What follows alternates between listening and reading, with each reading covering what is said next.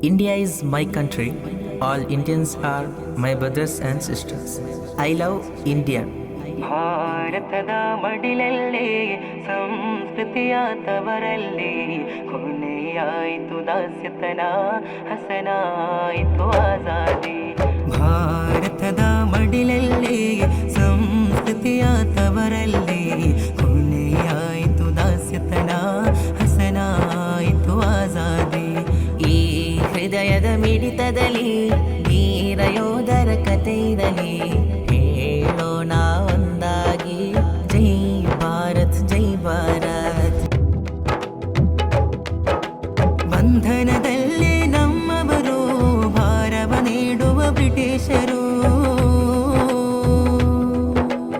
ಈ ದೇಶದ ಪ್ರಜೆಯವರು ತಿರಂಗಿ ಟೋಪಿಯ ಗುಲಾಮರು.